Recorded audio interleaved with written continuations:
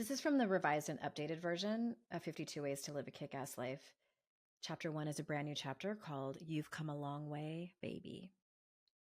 If you're anything like me, the you of 11 years ago might have been a quote-unquote hot mess compared to the you of today. And that's perfectly okay. It's not about looking back with regret. It's about recognizing the growth and wisdom you've gained along the way as you build your very own kick-ass life. I am so excited for this conversation because one thing I truly appreciate about you is there's no mask. I know. Sometimes I wish I just had access to one, but I don't. What did you say on Instagram the other day? Or I reshared it and you were like, oh, I'm a masochist. Something about grief and love. Oh, I said they are like a really committed couple. Like I had the thought and I'm like, I'm going to make a reel about this. Like love and grief are like the most committed couple that have been married for hundreds of years and are just obsessed with each other because you don't get one without the other. Mm-hmm. They're one and the same. And at the end I said, is it just me? Am I just a masochist? Like, cause I keep showing up for love. I've had, like, probably all of your listeners, I've had my heart shattered more than once, like trauma bonded heart shattering. And I'm still like, I get up and I'm like, all right, what's next? Yeah. I'm ready again. Do you think, and I know this is going to go into the conversation that we're about to have, there's like when I say two types of people, I'm obviously categorizing a lot of people, but people who are just committed in this lifetime to find that freedom within themselves, and then people who are like, I'm good. Yeah. I'm just like, what have you experienced? How many books do you have now? They're all behind you. They're all behind me, but 2 of them are revised versions. So I have 3 that have been published and are out. And then I'm almost done with my 4th manuscript, and that book will come out late 2025. Amazing. Mm-hmm. Yeah. So you have a lot of, I have a lot to say. you have a lot to say, but you've also worked with a lot of people. So what do you notice? Like, are we masochists? Or are we just like, I'm determined my soul needs to be free in this lifetime? I call us seekers. Okay. I think that either you are born with that kind of soul and spirit or you were not. This does not mean one is better than the other. It does not mean one is smarter than the other. It just means, like, I truly believe that when your soul was born in whatever vehicle, this body that you have, and who knows, like I'm still kind of on the fence about, are our souls reincarnated? I kind of think yes, they are. I do think that if that is the case, people like you and I, the people listening to this podcast, are people who might be an older soul who have come back to live and live these lessons. And that's why we have the drive to seek, to understand ourselves, to be better, to be able to show up with the kind of integrity that requires us to be emotionally uncomfortable. And so yeah, I do think that there's 2 categories. And I think that the kind of the hilarious joke that the universe plays on us is that we are usually stuck in families, our family of origin, where we're probably the only one. Yeah. And that is a lesson in and of itself for ourselves, for our souls. Yeah. I feel like there was a moment in time where I had to just accept that I was that type of person. Yeah. Because there's always this part of me being like, why do you have to always figure this out? Why can't you just accept what is? And then I realized by not like leaning into that and accepting that that's who I am, that type of person that's always going to challenge myself or want to know more or whatever. I felt dead inside if I wasn't doing, like, I felt out of alignment with myself. But I also feel like, which I think brings us to your revision of your book, brings us to this fine line of like the soul seeker versus like the toxic positivity, trying to like mask and fix and do all those things. Like you feel like you're broken. Yes. So before I dive into that topic that you brought up, I also want to just kind of, for lack of a better term, give people permission to have those days where because I've had moments where like I shake my fist at the sky and I'm like, why couldn't I just been born like fill in the blank of one of my siblings' name, who just like lives on the surface of her life, and she's perfectly happy, like not talking about the hard stuff and like having coping mechanisms that I used to have that I don't anymore, because I can't do it that way. Like, why can't I just, I sometimes when I get really uncomfortable, I make up that it would be easier to not be a seeker, Yeah. to be like the unconscious incompetence kind of thing. But like at the end of the day, no, this was the gift I was given. This is my path. And a lot of it is like, this is really my purpose, is like seeking is my purpose, which I think it is for many people listening. So there's that. Thank you for bringing up the revision of the book. And yeah, I wrote this, I wrote the first version of 52 Ways to Live a Kick-Ass Life I started around 2011, 2012, when our culture was slightly different. More specifically, the personal growth industry was different. I was very different. Mm. And by toxic positivity, for those of you that aren't really sure what that term means, it's some spiritual bypassing. It's, your thoughts always create your reality. All you have to do is change your thoughts. Like, it doesn't matter your circumstances at all. You can change your life. It's pretty simple. Just follow these 1, 2, 3 steps, ignoring a lot of shadow work, and just kind of, there was a one size fits all modality. And as the years went by and I got further and further into my own growth, and also just learning from people who have come before me, and that's actually not the case. There's so much nuance in personal growth, and like we have to talk about that. And I really also dislike what I call like the memification or miniaturization of big sweeping personal growth topics. We do this so that we can put it on a meme and put it on Instagram, but yet we need to look 7 layers deep, because everyone is unique. Everyone's journey is unique. Everyone's past is unique, and what modalities and methods work for you might not work for me. And so that's really what I wanted to at least touch on in the revision, because I do think it's dismissive and insulting to, for example, look at for procrastination, that it's just you procrastinate because of X. Well, it could be because you're not neurotypical. It could be a myriad of reasons. So that's just an example of why, and kind of how I revised the first edition. So, and procrastination, there's not, like, you're human. Right. And sometimes you just need a little sprinkle of it. And sometimes it's a coping strategy. Sometimes it's actually to keep you safe. And Legitimately safe. Yeah. yeah, there's Mm-hmm. so much, like you said, the nuances of it. Let's talk about nuance. Mm-hmm. Last time you were on, which I feel I did not go back and look, and I will do that in the intro to tell people what episode it was, but it was a very well received topic about Mm-hmm. gray drinking. Yes. um I had so many people messaging me saying, Me like, I'm too. going to lean into this is such a good topic. um and then now I want to talk to you about psychedelics, because you Mm-hmm. are in, how long have you been sober for?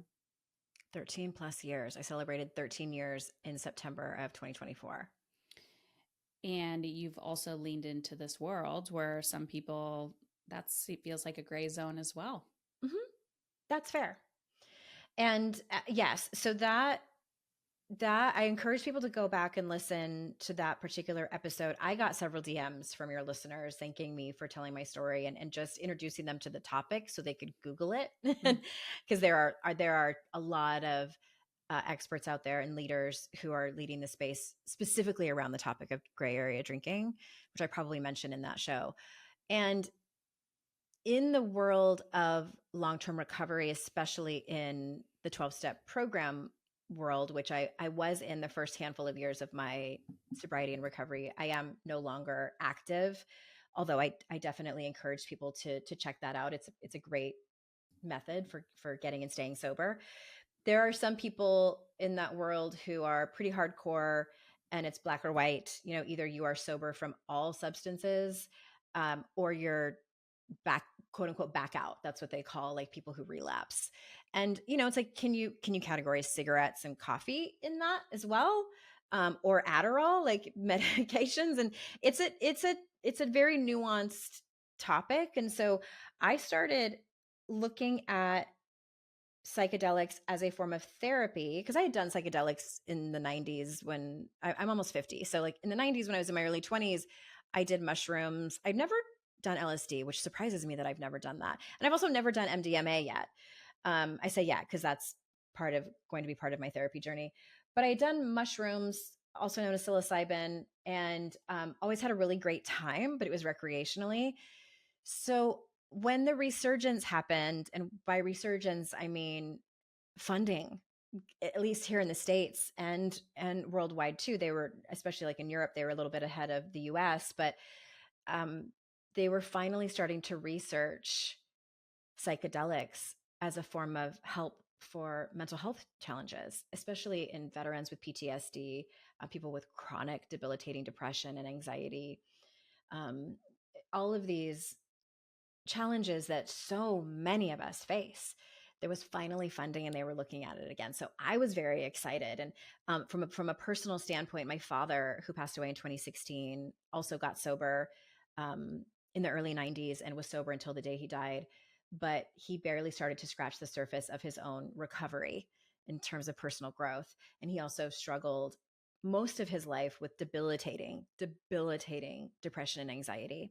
And now that I have looked at the research with how psychedelics can help people like my dad and seen the transformation that I have had just with ketamine therapy, I know without a doubt that could have helped my dad. And so I also, have this personal connection to wanting to learn more about it and possibly, even pivot my own practice to help people through this. And so the research is incredibly exciting. I won't get on my soapbox about it, but I do think that what we're going to see over the next decade or so is going to be really amazing in terms of catapulting people to the next stage of their growth and healing, truly healing.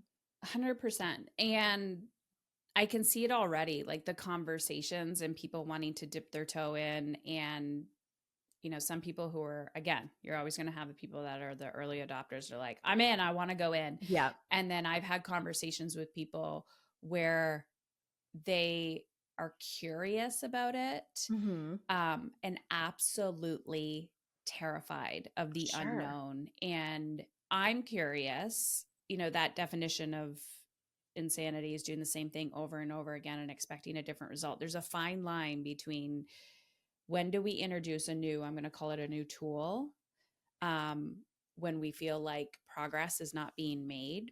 That's a great question. And before I answer that, I skipped over part of your last question about being a person in long-term recovery from alcoholism, and then now I'm doing drugs. Um, what I was getting at, I got distracted, getting excited about the research, is that it's I had to be very cautious and intentional about this. And I had to be very honest with myself and ask myself, like, Andrea, are you doing this just because you want to get high? Because you don't drink anymore? Like, is this just like a loophole? And I sat with that for honestly a couple of years. And then finally got to the place where I feel okay about it as long as I am very transparent, both personally with my friends in recovery and on a public platform and in this journey, as well as it being used very methodically from a therapeutic standpoint. So I am not doing, and if somebody's in recovery and wants to do this, that's fine with them. It's not okay for me to go with like 5 of my girlfriends and eat a bunch of mushrooms and go on a hike. Like, to me, that's more recreational. The way I want to do it is very intentionally, like set an intention ahead of time. Like there's this whole process, like have a sleep mask, go lay down in a bed and like go through the experience of taking the medicine, because that's what it is, Mm. and learn and integrate what I saw, felt, experienced on the other side. So that's the difference, that how I feel like I'm still in integrity in my sobriety and recovery in terms of psychedelic therapy. So I chose ketamine therapy first because in doing my own research, I felt like that was a good entry point into psychedelics. in terms of therapy. It may not be for everyone. I've talked to some people who go straight to ayahuasca ceremonies, and I'm like, you go. Like, and that's typically what I would do. Like, I'm a big risk taker. I didn't want to do that with this. And so I chose Mind Bloom. They were great the whole way through. And it's an at-home method of doing it. You meet with their clinicians. They really hold your hand the whole way through. They have it very dialed in. Great support in terms of their customer service and their community. And so I've been through 12 sessions, and you basically, it's an oral it's a tablets that dissolve in your mouth, and then you spit it out, and then you lay down and you have an experience that lasts about 45 minutes to an hour. And then you journal afterwards and, work with a coach or therapist. So for sake of time, what I can tell you I walked away with from these 12 sessions is this.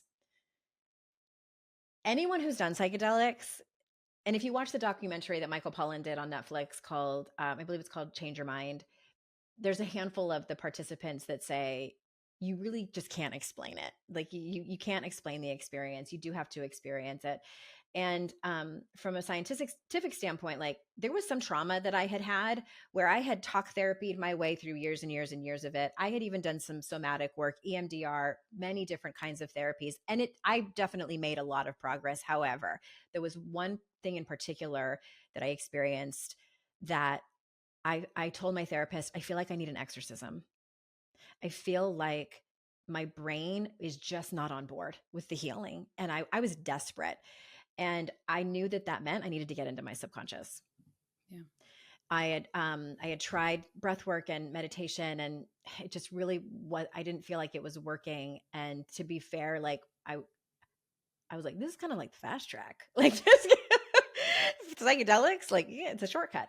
So under the ketamine, at the end of the 12 sessions, the way I describe it is so many of the things that I even teach and that I know from a spiritual standpoint in terms of like that I am always my safety net. I am divine love. I am sourced by the divinity that is love. Some people call it God or whatever. I am always safe. I like all of these concepts that are very high level, and I understand them, and I believe you when you tell me that. I believe it. As I've gone through ketamine therapy, I feel like previously, before ketamine, I feel like it's kind of like when you're a little kid and you really truly believe in Santa Claus. Do you remember that? Like, Yeah. you believe it. You Yeah. believe, even though it kind of seems far-fetched, like, and you're like, maybe other people don't believe this, but I believe a man in a red suit comes down my chimney every December 24th, and all my friends and all the other kids in the world. And he delivers, I don't know how it happens, but it's magic. I believe it. And then you get older and then you find out that it's actually your parents or your grandparents. But you still like believe in the Christmas magic, and you still might like keep the story for your younger siblings. That older adolescence is how I feel like I was before ketamine. Like I believe in the magic, but it's not in my bones. So now after ketamine, like I get goosebumps when I even tell this story and this metaphor. I'm back to believing in Santa Claus. Like this magic is true. I believe. I feel it in my bones, in my body, in my tissues that love is always the answer. That I was born to love, and that it will always be the thing that saves me. There is no man, woman, rescue dog, piece of personal development that is going to be the thing that saves me. It's me. Mm-hmm. I deliriously trust myself, Heather. I'm gonna cry. That was the gift that I feel like I've been given. And it did take several sessions for me to get there, but like I'm an evangelist. But I remember talking to you like before your first session or right after your first session. I was like, how did it go? Because you were talking about it a little bit publicly on Instagram, and I was looking into it. I live in Canada, so it was hard for them to get over the border, but blah, blah, blah. And you're like, yeah, I don't know. but like you stuck with it. Clearly, the first time we had this conversation, you were like starting your first session, Yeah. and It now, took a few sessions. but my point is, I just want to point out, like, I want to cry for multiple reasons because you didn't give up on yourself. You that I'm just using the terminology of like, I need an exorcism. Like there's Mhm. like deeply listening to that part of you that's like, there has to be something else. There has to be something else. There's this, I need to get rid of this. Like there's something there that needs to be healed. Clearly what I'm doing is not working. And you listened Yeah. to the whisper. You kept diving in and you didn't go from 0 to 60. You were Right. like, trust the process, keep chipping away. And to have this conversation with you now to go, I truly believe it in my bones. Like it just makes me incredibly emotional. Like I'm so grateful. I don't know It why. it Like was seeing a friend be yeah. like you got what you needed. It was the biggest spiritual experience I've ever had in my entire life. Like I and like and I'm not I also love that it because as an addict, like I identify as an addict.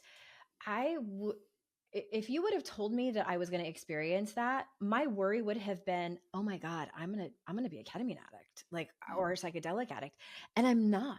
I'm like, "I'm good for a while. Like let me just drink all this in and reap the benefits and the rewards from a a revised brain." Like I feel like my brain got revised and that's literally what happens. Like the science tells us that it rewires your neural pathways. You get like a fresh start. Even my driving anxiety. So I was diagnosed with generalized anxiety disorder in 2003. And one of my worst symptoms, unfortunately, is driving in the rain. And I live in North Carolina. It rains a decent amount. And I mean, years ago, I was on disability because I couldn't drive. I would have panic attacks while driving. And that's gotten better, but still, when we would have torrential downpours, I panic. Like I white knuckle it. My kids know that like radio goes off. You don't talk to mom when there's a really bad downpour. That's gone. I realized it. I was driving from Raleigh to Greensboro, which is about an hour and 45 minutes, and there was a storm. And I realized like 15 minutes into the storm that I was in the second to fast lane. The radio was on. It wasn't blasting, but it was on, and I just was like driving, like speed of traffic. And it hit me like a ton of bricks. I was like, oh my God. Like, look at what it look. Like, look at me. Like, I'm okay. I'm okay. Like, that was life changing. Like, and that really was a definitive proof that my brain has changed Yeah. for the better. Like, I'm not afraid anymore. And so it just makes me so excited for people who have like egregious, like sexual abuse or just traumatic events that they've experienced that like where they feel like they can't land the goddamn plane. And that's what I'm so excited for the research to show so that the federal government can ease up on the restrictions and that everyone can have access to this healing because that's what it means to me. There are a few things that you are saying, regardless of the psychedelic modality tool, this resilience or grit to not give up. I Mm-hmm. mean, it's beautiful when you're in a moment and you don't even know that your identity has changed. Like your brain has changed. So your personality is changing, your identity is changing. You're just like, do. And someone to point out or you to be like, holy shit, I remember a time where I could never do this. Yeah. That is the beauty of healing. It is such a messy, fucked up journey. Mm-hmm. It's not in checking 10 boxes every single morning and having a 2-hour routine. Yeah. Like I'm hearing you say, I had to like deeply go within and say, what is going to be the next thing that's going to get me to where I need to go? Yeah. Yeah, it's and I heard about it from years ago. I had a retreat and I was facilitating a retreat and one of my vendors came and was talking to me about it. And she said that she started ketamine therapy. It was the first time I'd ever heard of ketamine, actually. She said she did it because she experienced sexual abuse by a sibling when she was a child. And after the ketamine therapy, she said it's not that I forget what happened. It doesn't erase your memory. She said, I still remember it. It just doesn't have the physical and mental and emotional impact that it Yeah. did before. She's like, it's as if someone went in and scooped it out of my brain and my body. She's like, I can still be in the same room with a sibling at holidays. And it's not an issue anymore. Like, that's how she described it. And I was like, what? Mm. And so can I share like something that I saw in one of my sessions that was like profoundly helpful? Go for it.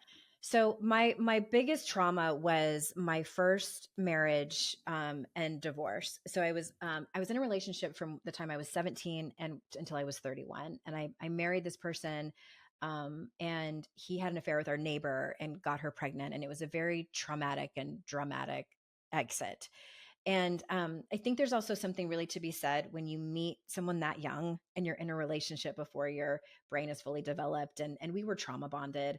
And so I think people can like kind of glimmer of like what that looked like in our separation. So I got remarried. I had children with my second husband. I had a whole ass career. And that was the thing that like the plane that I couldn't land. And for years, I would beat myself up and say, like, why am I not over this? Like, I knew I didn't want to get back together with my first husband. I knew I didn't even want to talk to him. But like, why does this keep looping? Like, what on earth? I would have dreams about him. I would have dreams about it. I would still just like find myself being emotional about it, and I was so frustrated. So through therapy I did finally get to a place where the therapist encouraged me like stop resisting it, because the more you resist the more it's going to keep coming up. So I had like done that, but it's like that's when I in 2020 where I had a somatic therapist, and I said I need an exorcism for this particular thing. And she's like, this relationship and this man haunt you. And I'm like, yeah, it's a house of Holy Ghosts. Like, and I'm ready for them to be gone. Call the priest. Like, what needs to happen? And so Yeah. through ketamine, and like, you're not in control of like what you see, the visions that you have, the messages that you receive. So there was one particular session that I had, and I don't think I've cried so hard in my life, where I realized, and this might sound very simple, but it's like when you're doing psychedelics, like again, it's like that going back to believing in Santa Claus, like you feel it and understand it so that it can heal you. I realized that it was my 17-year-old self. This might make me cry. She was the one that was hanging on. I got pregnant and had an abortion with him when I was so young, and I didn't have any support. And it's as if like my trauma got stuck there, and my brain didn't know what to do with it and was just like frozen in 1993. And so what I realized in the ketamine session was like, oh, that was it. So my relationship with him started with this traumatic event and then also ended with a traumatic event. So it was like my 17-year-old self and my 30-year-old self were stuck. Mm. And it was like my 30-year-old self was carrying my 17-year-old self, and they were just like lost and like walking around like, what do we do, mom? Like, what do we do? And I cried and I cried and I cried for them, and just was like in the fetal position, just sobbing and sobbing and sobbing for them. And I finally realized, and I'm like, they don't have to carry it anymore. All the grief that I was experiencing all of these years was them. It wasn't my present self. Like, it wasn't my evolved, in a second marriage with children and this amazing career. Like, it wasn't me. It was them that were stuck and just like were looking around for the answers. And so like I got the opportunity to talk to them and have so much compassion for them and hold them. And like that changed my life. Like, I came out of that session like a completely different person, and journaled pages and pages and pages in handwriting that like I look back on and don't recognize. And it just, I gave them the opportunity to have a voice. My 17-year-old self is so angry. And my 30-year-old self is so sad. And so it was giving them the opportunity to have a voice. I mean, this is parts work for those that are familiar with internal family systems. Mhm. That's what I was able to see and understand and experience. And that was profoundly healing. What session was that? Do you know what number? It was towards the end. It was probably like 9-ish. I would say like somewhere between like 8 and 10. It's that slow drip. Yeah, it is. Yeah. That's what they tell us with any kind of psychedelic therapy. I think, especially with ketamine, you have to trust the process and it starts working. Like your first session, you might not see and feel a whole lot, and people are often disappointed. And they keep telling us, like, just trust the process. It gets in your system and it starts to do its job. And you just have to like stay on track. Okay, so I'm gonna share. I'll share bits and pieces in the intro, but I want to share this with you.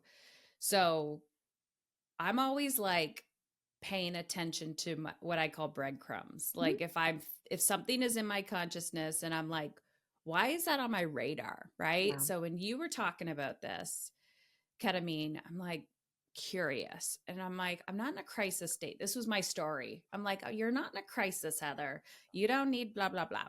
So then I looked into it. And because I live in Canada, it was very difficult. And I was like, okay, it's not an easy, it's not meant to be, whatever.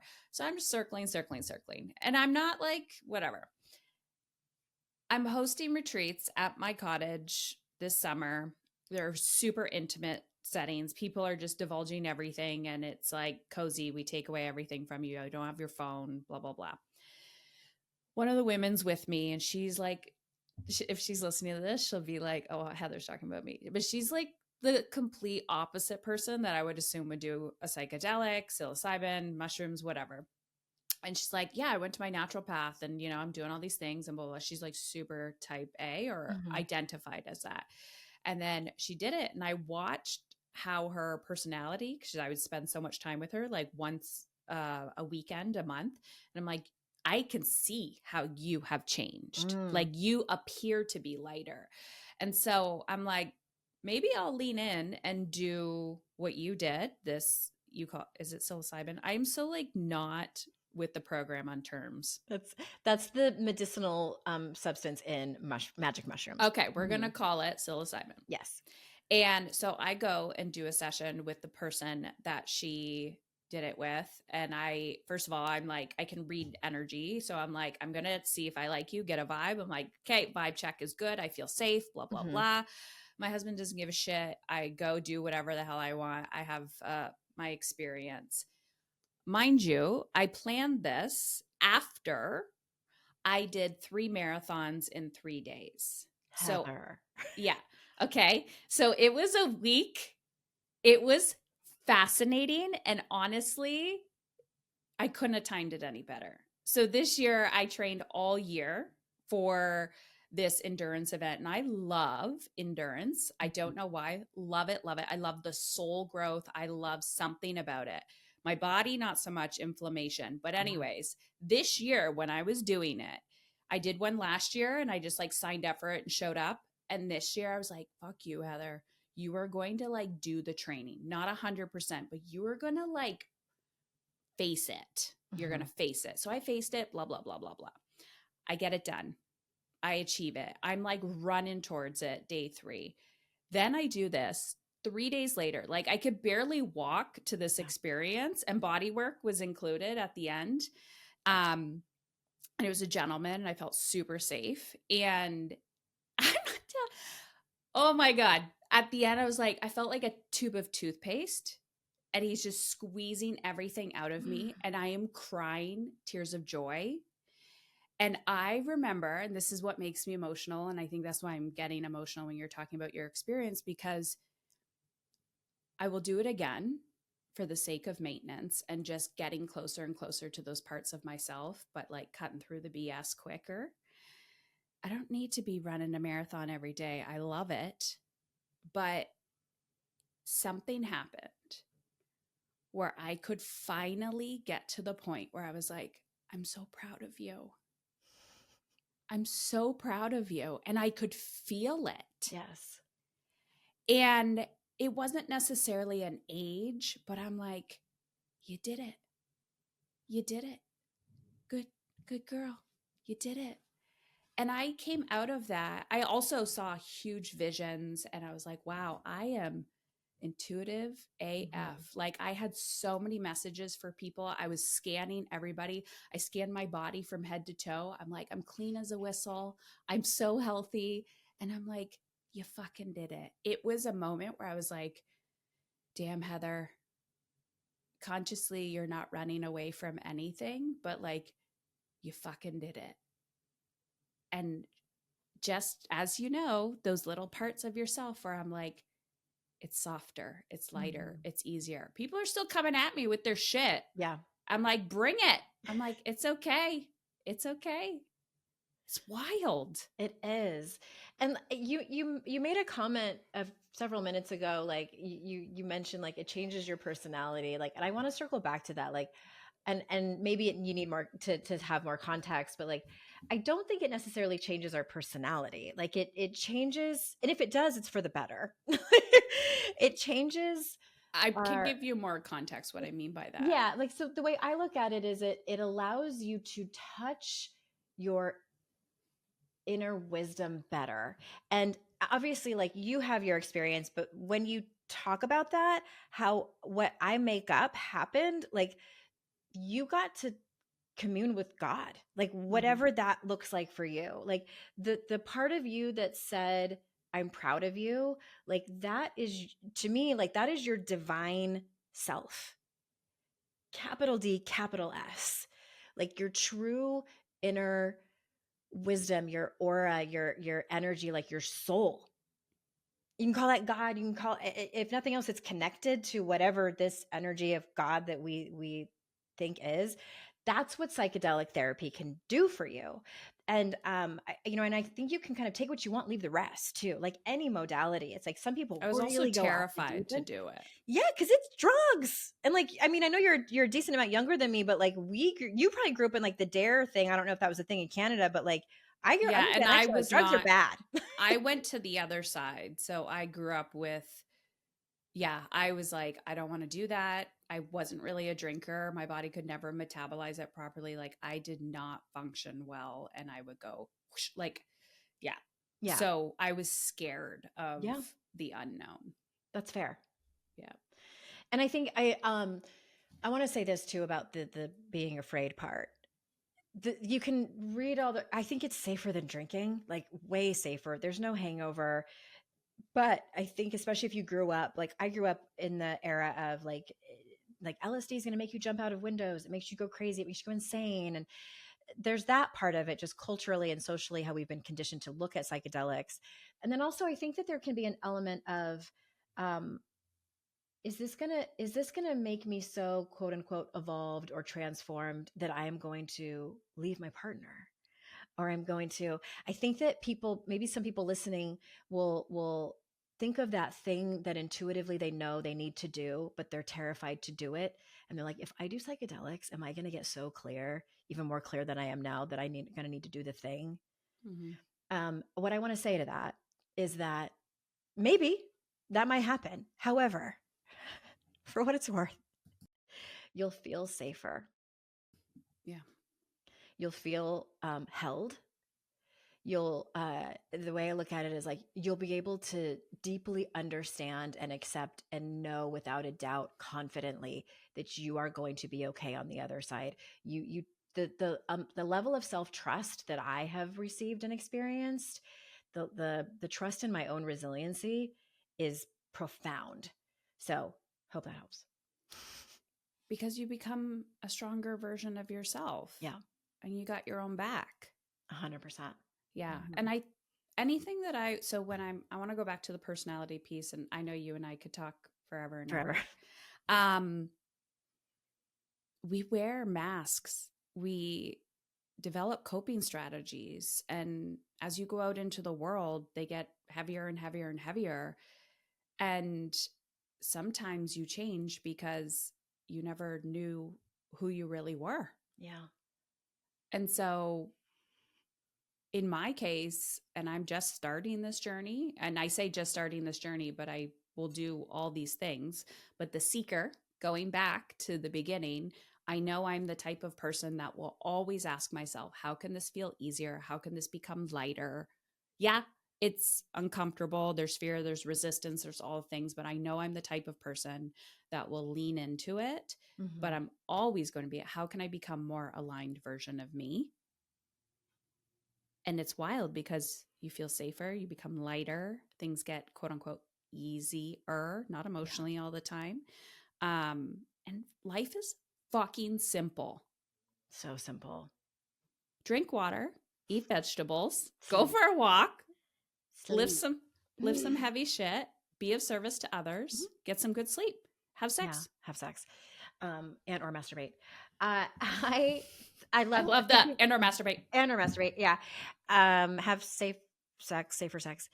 I thank you for the additional context on that, and I agree. I was, for those of you that couldn't see, like I was nodding a lot, and it just, yes, it allows you to have, you don't become fearless at all. What I have experienced, and just with ketamine, is that I still experience moments of panic and fear. I just am able to turn that around so fast, like so fast. Whereas before it would have just taken me longer. And I tell my people that all the time. Like, that's the goal. The goal is not to completely eradicate yourself of like any fears or anxieties or worries, or even like poor coping mechanisms. Like, I still engage in people pleasing and perfectionism every once in a while because they worked for a long time and it's a habit. But the gap between like the length of time that I'm doing it is very, very short now. The gap of where I notice it is minuscule now. Mm-hmm. Yeah, you've like shrunk the processing Mm-hmm. time. You feel more in control of your life. Life Yep. still happens. Big shit's still going to Yeah. happen. You can handle and manage it much deeper. Yeah. You and I could talk forever. Um, let's Let's. let's do that. We're Yes. gonna have a conversation on your podcast so people Mm-hmm. can go over there. So tell people where they can get more of you, your book and books, and all the Mm-hmm. things that you're up to. What are you doing in 2025? Where's your focus? Yeah. AndreaOwen.com is the best place they'll see in the nav bar. That's where my books are, and wherever books are sold, they can get them on Amazon, whether you're in Canada or wherever, and in many bookstores. And also, I have a podcast, which you've been a guest on previously, and you're coming back on early 2025, that will air. It's called Make Some Noise. Okay. And in 2025, I'm jumping out into like version 3.0 of my career, so stay tuned. I do have a coaching intensive coming, so just get on my, either listen to the podcast or get on my email list to see what that is all about.